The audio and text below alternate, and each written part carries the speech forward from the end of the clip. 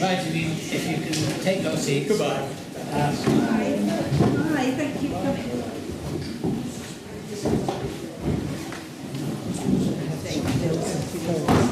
Oh, we have to close the form.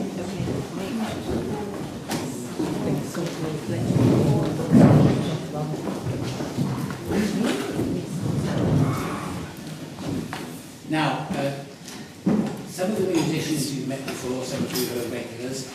Katherine, can I leave it to you to explain and introduce, and then we'll get straight on. Do you want some light from behind? No, we're okay. Thank you so much for inviting us. Some of you may have met myself and Anya in February 2020, just before we were all locked down, and I was describing my folk opera. We will touch on that at the end of today, but when I was asked if we would do some music today, I thought, oh, what are we going to do? We know George Eliot liked music, but there's no specific music, certainly that we play, that has any direct relevance to her. However, we're a folk band, and although half of our set is made up of original pieces of music, a good half of it is made up of traditional music, which the general public, whatever their social status, would have known back in the 1800s. So I've picked out those of our songs that date from George Eliot's time or before. Fairly confident she would have known some of these songs. Just as a point of interest, folk singers have all got quite excited recently about something called the Roud Folk Song Index. So if you're a bit of an academic, I'll just briefly tell you, Steve Roud is the ultimate folky nerd. Index librarian. Index librarian, sorry. He's come up with a folk song index. He's got a database of, get this, over 240,000 references to nearly 25,000 songs collected from the oral tradition in the English language from all over the world. He started off with little cards in shoeboxes, but like most nerds, he loved computers when they came out. So he started putting it all onto computer. His index now is owned by the Vaughan Williams Library, and you can access it online. And it's brilliant. And I mentioned it to Anya because she's well into this index. It's very typical of the sort of thing she likes. And so when I came up with our songs, she said, oh, do you want me to find the round numbers for each one? So we've got these, and we can pass this on to you afterwards if anybody's interested in any particular songs that we do. Okay, so we're going to kick off with, God, I haven't warmed up or anything, apart from sitting here. We're going to kick off with round number 1778. It's like bingo, isn't it? Only with 25,000 possible numbers. There's a brilliant podcast as well. In the round. In the round, if you like your podcast, look it up. And your wordplay. This particular song dates from the 18th century, and I know nothing about computers or anything like that, but because I've been singing on the folk scene since I was 18, I quite often have heard many songs that I think, oh, that's that song, or that's another version of that song. It's known as Fare Thee Well, is its most common title. It's also known as the Turtle Dove. The version I've always liked is generally known as 10,000 Miles. And it's one of those songs about true love cast apart because he goes off miles away. Basically, that's the long and short of it. Oh, Anya knows loads more if you want to ask her anything.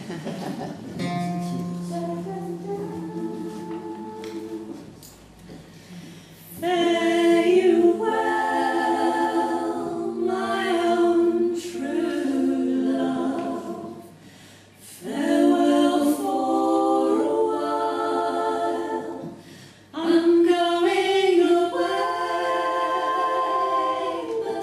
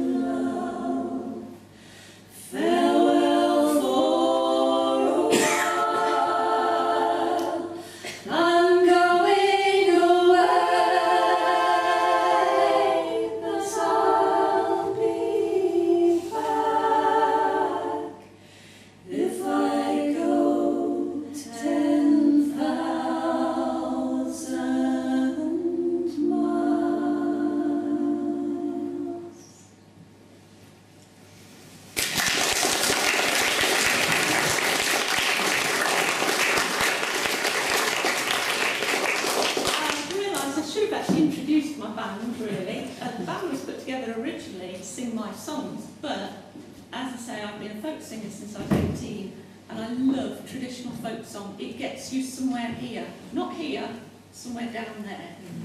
And part of my band now is Anya, who is, well, I'll let her tell you about herself, and Charlie. And we are in the middle of making a CD and a first full-length album at the moment. So look out for that. We have a website and social media and all that stuff as well. We call ourselves Daisybell. One word, Daisybell. Anyway, Anya is going to introduce the next song.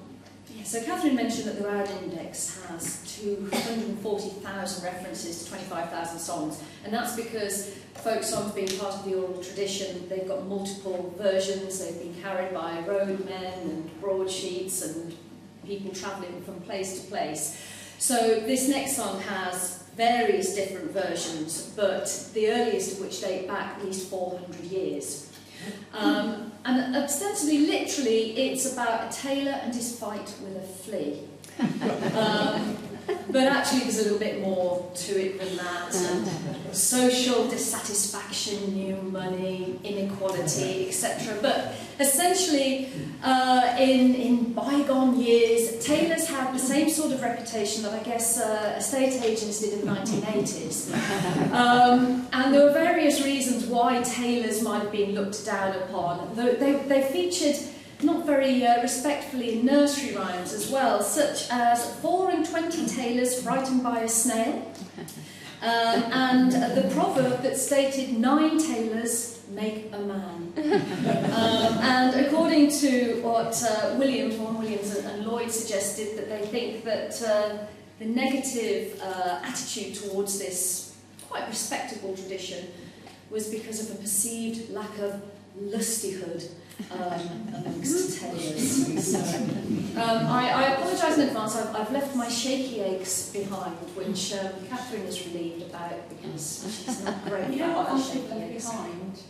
No. We haven't written any of these pictures down. Can you remember offhand? I think it starts on a G. Yeah, sounds about right. I think it's a sea, Katherine, did you hear how that's better. Didn't bring any helium either. Did you hear how the wars began? Benjamin Bomanin. Well, did you hear how the wars began? Cast us away. Oh, did you hear how the wars began? England fought to a man, and the proud tailor brought prancing away. And the shearboard he made a horse. Benjamin Bomanin. Shearboard he made a horse.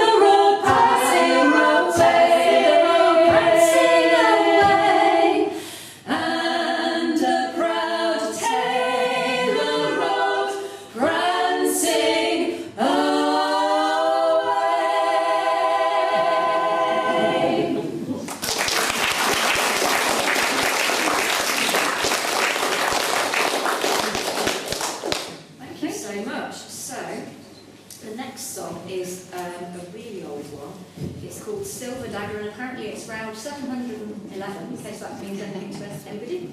It's from the US, but actually has origins in the United Kingdom. Steve Rout himself says a whole book could be written on this song and its connections with other songs, which involve young men at their sweethearts' windows at night, disapproving parents, and silver daggers.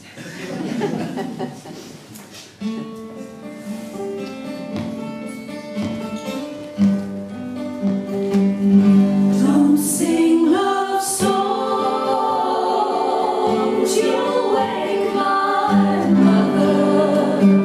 She's sleeping here, right by my side, and in her right hand a silver dagger. She says that I can't be your bride.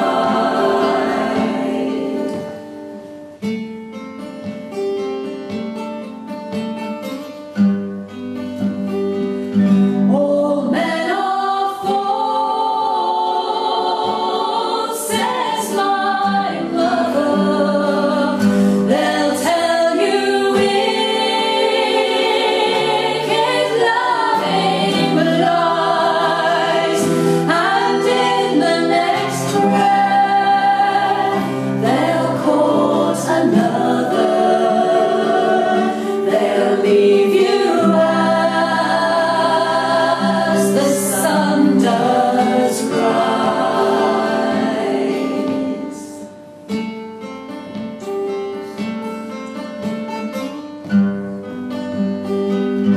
My daddy is a handsome devil. He wears a chain 5 miles from every link. A heart does dangle for another maid. He's loved and wrong.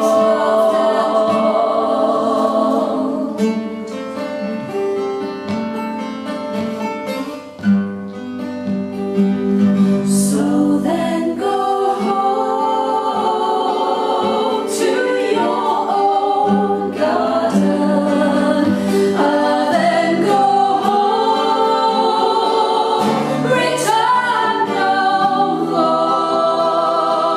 No other man may come a-courting. No other man may cross my door.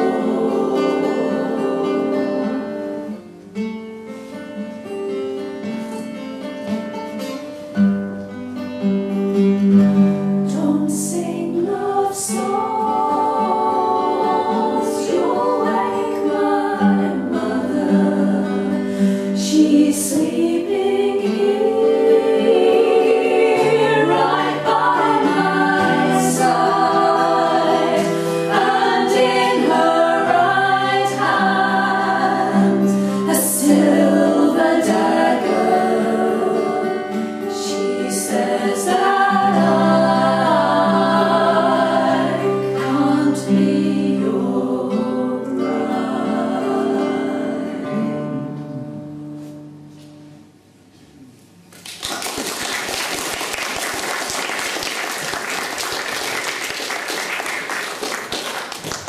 In many versions of that, it's really, really happy. She pines away and dies of sorrow. Then her mother's alone anyway. Very cynical. Folk songs are generally very, very cheerful. To prove that, we're going into a very cheerful one. It's one you'll know. Now, if you were in a folk club now, I'd be making you join in with the choruses. You're not folkies, but do you know what? I fancy singing along. Some of you, I guarantee, will have liked us learnt in primary school. Early one morning, just as the sun was rising, I heard a maiden sing in the valley below. Oh, don't deceive me, oh, never leave me. How could you use a poor maiden so? Remember the vow that you made to your Mary. Remember the vow where you promised to be true. Oh, don't deceive me, oh, never leave me. How could you use a poor maiden so? Gaze the garland and fresh are the daisies I've culled from the garden to bind on thy brow. Oh, don't deceive me, oh, never leave me. How could you use a poor maiden so? The song the poor maiden her sorrows bewailing, the song the poor maid in the valley below. Oh, don't deceive me, oh, never leave me. How could you use a poor maiden so? Well done. Mary Ann Lewis would have known that was apparently in the 19th century, in the late 19th century, it was noted that it was one of the top 3 most known folk songs as sung by serving maids.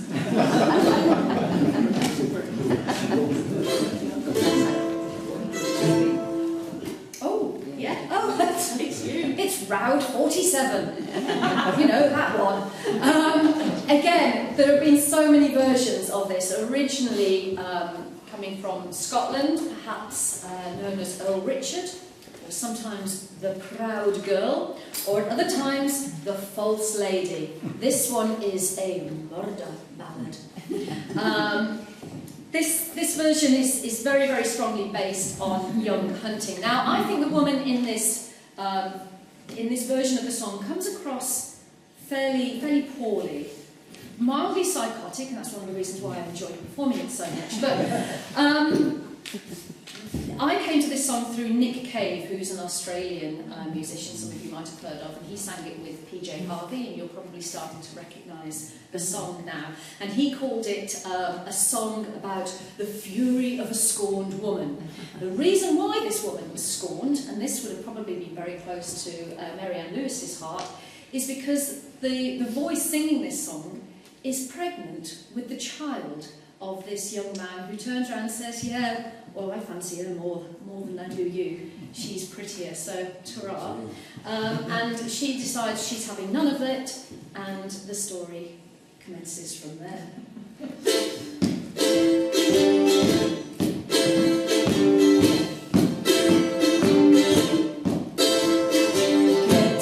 Get down, little Henry, and stay all night with me. You won't find a girl in this damn world who will compare with me. And the wind did howl, and the wind did roll,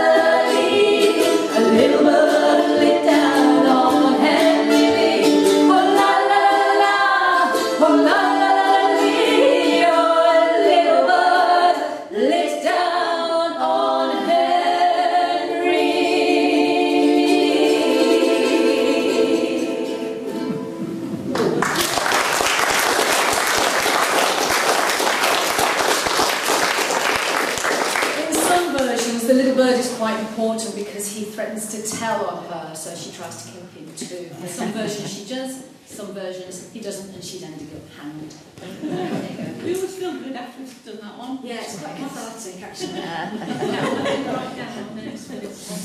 So the next one is an example of one of the many humans transformed into animals songs. It usually ends up with the young man and woman in bed. The Round Folk Song Index actually includes 27 versions of this song, so there are all sorts of different versions. This is our particular flavour of it, collected from English singers.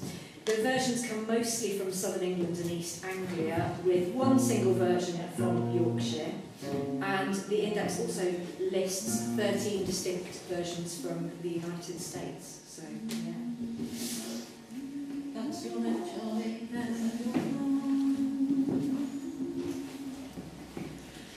Young women, they'll run like hares on the mountains. Young women, they'll run like hares on the mountains. If I were but a young man, I'd soon go a-hunting. To me right fall a diddle-darrow, to me right fall diddle-dee. Young women, they'll sing like birds in the bushes. Young women, they'll sing like birds in the bushes. If I were but a young man, I'd go beat those bushes. To me right fall a diddle-darrow, to me right fall diddle-dee.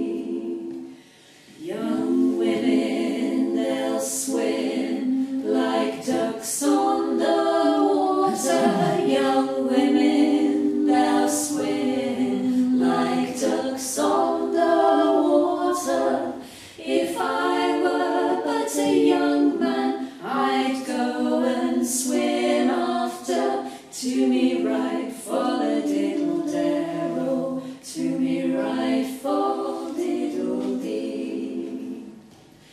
Young women, they'll run like hares on the mountains. Young women, they'll run like hares on the mountains. If I were but a young man, I'd soon go a-hunting. To me right fall a diddle-darrow, to me right fall diddle-dee.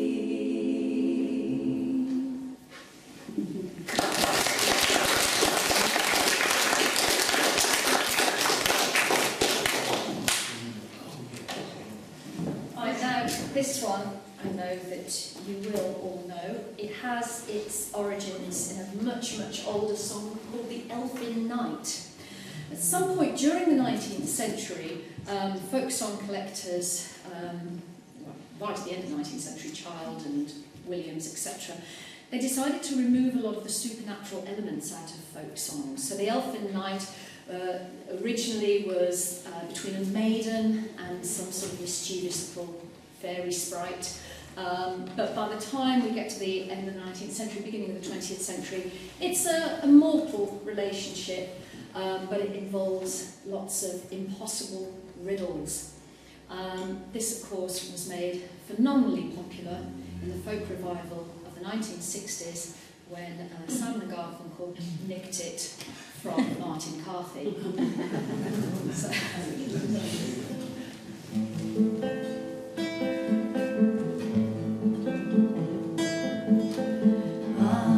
are you going to Scarborough Fair? Parsley, sage, rosemary and thyme.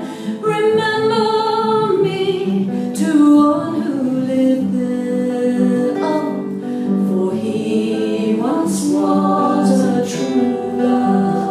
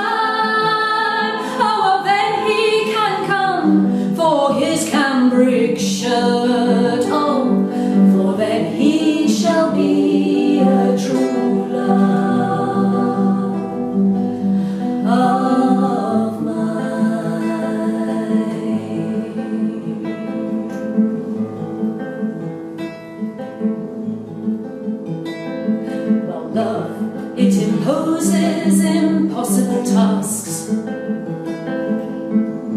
Parsley, sage, rosemary and thyme, oh, but none more than any heart could ask. Oh, and I must know you're a true love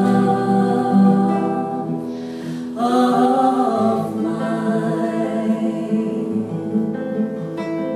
And I must know you're a true love.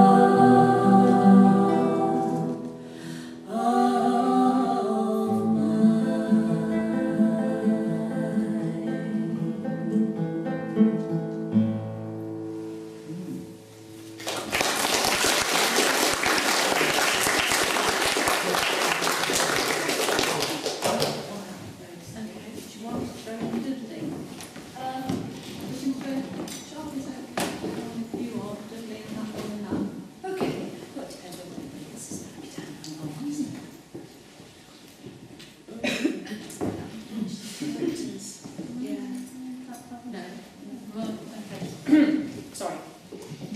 Are we doing this one next? No, you're doing Dudley, right. Oh, we're doing Dudley. Stop us if we get too professional. So, as you can tell from my accent, I grew up in the Black Country. And I searched for songs, lots of rural folk songs, but I wanted some that were more where I grew up, which is Sedgley, in between Dudley and Wolverhampton, where they all sang like this, but my father was very strict, so I wasn't allowed to.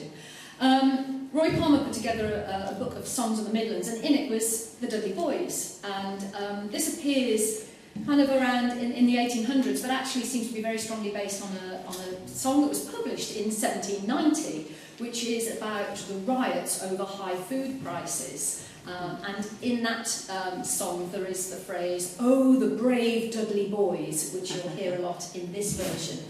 It actually becomes quite a call for further riots, whether or not it was used in the riots in Nuneaton that we know took place in the early first half of the 1800s. I don't know, but it crops up again in the Birmingham Weekly Register in 1819, and it persisted in the oral tradition certainly until the late 1840s, which is when it was collected from a roadman, and obviously right up until this version was collected in the 1950s.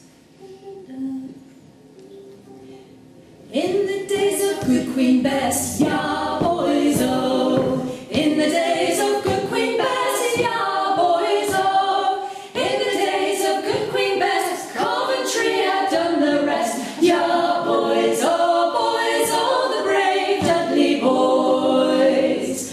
But in the times as be, ya boys, oh, but in the times as be, ya boys, oh, but in the times as be, we have done Coventry, ya boys, oh, the brave Dudley boys. Tippin' lads, they did us join, ya boys, oh, Tippin' lads, they did us join, ya boys, oh, Tippin' lads, they did us join, and we formed a strong combine, ya boys, oh, the brave Dudley boys. Times they were mighty queer, ya boys, oh, times they were mighty queer, ya boys, oh, times they were mighty queer, victual it was very dear, ya boys, oh, the brave Dudley boys. We marching into town, ya boys, oh, we marching into town, ya boys, oh, we marching into town, resolved to pull the housing down, ya boys, oh, the brave Dudley boys. But our work was scarce begun, ya boys, oh, but our work was scarce begun, ya boys, oh, but our work was scarce begun, when soldiers came to spoil the fun, ya boys, oh, the brave Dudley boys. We all ran down our pits, ya boys, oh, we all ran down our pits, ya boys, oh, we all ran down our pits, frightened almost out our wits, ya boys, oh, the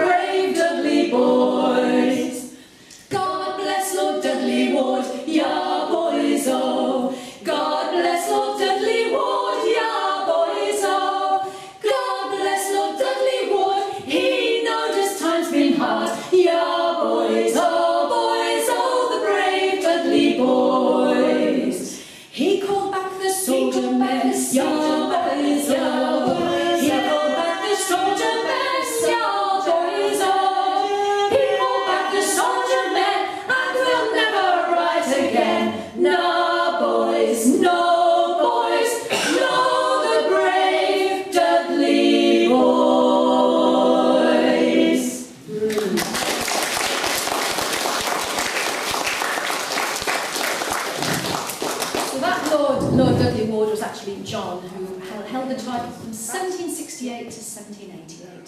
So there you go. We're running out of time. We want to do one of the George Eliot ones, but given we've brought these instruments, it'd be a shame not to use them, wouldn't it? So, yeah, should we go for it? Right. So, talking birds feature quite heavily in old folk songs, and this one is no exception. So, this one is related to the bird's harmony, which goes, "Oh, says the cuckoo, loud and stout." So you might recognise some lyrics that are similar to that.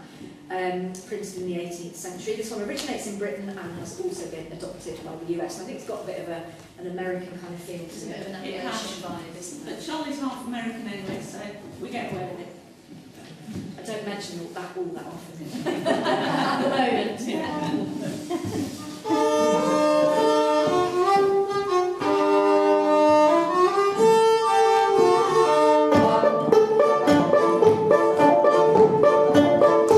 I said the little old black-winged bat, I will tell you the reason that I fly at night.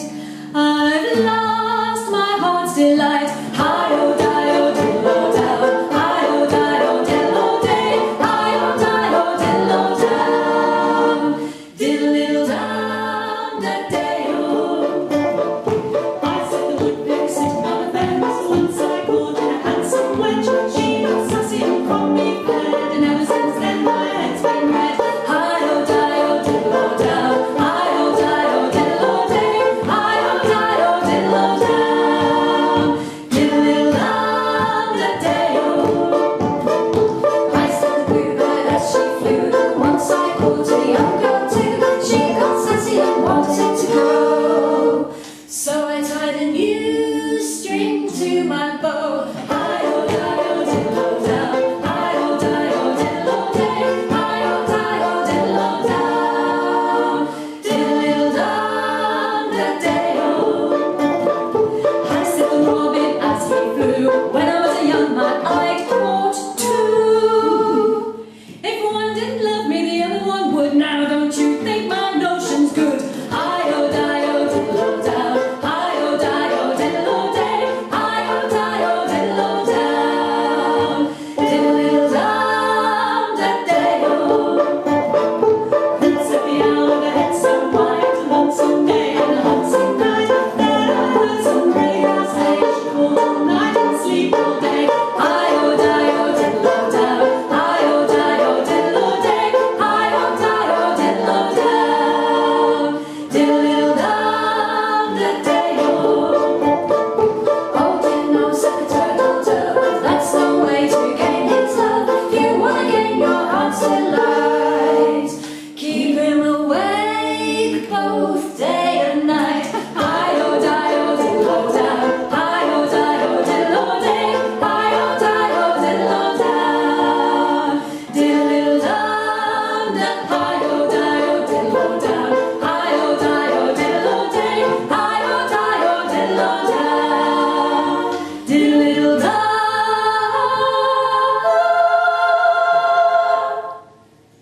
That day-oh.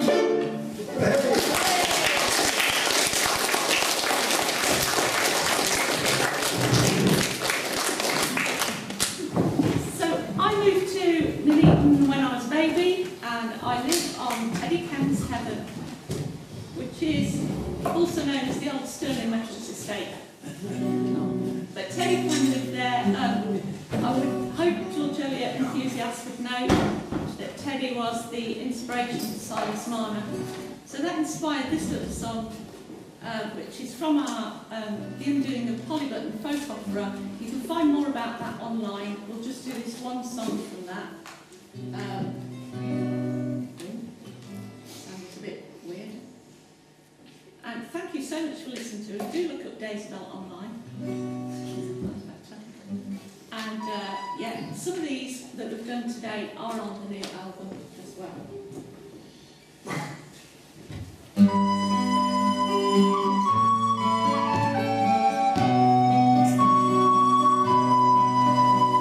Silas never did any harm, kept himself to his little farm, wove his ribbon and turned the soil, heated up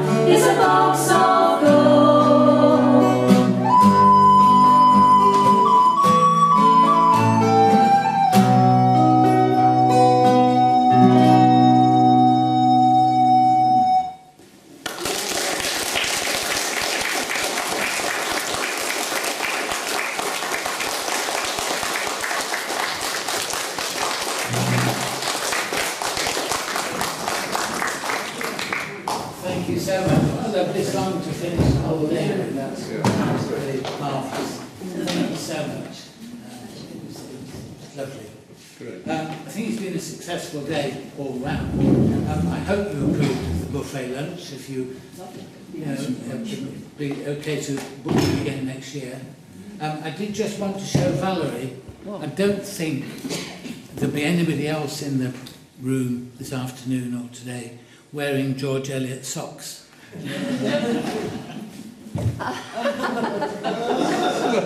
Why do I get the privilege? Because it's the Gerard portrait. Ah, yes.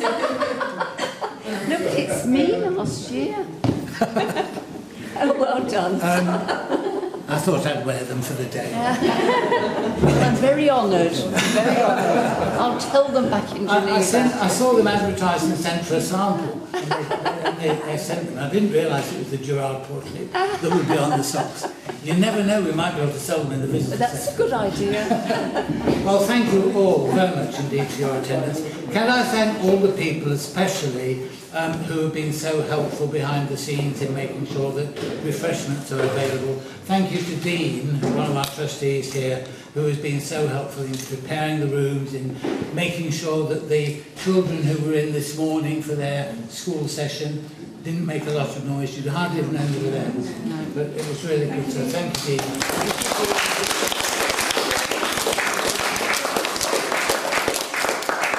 And thank you to all of you for attending. There was a time a fortnight ago when we were thinking, my goodness, so few people, we're going to be able, we have to cancel it. But we've got the same numbers that we had last year, and I'm really been delighted. It's been a lovely day. So thank you all very much indeed. Safe journey. We'll keep you informed through newsletters of everything else that's happening. Thank you.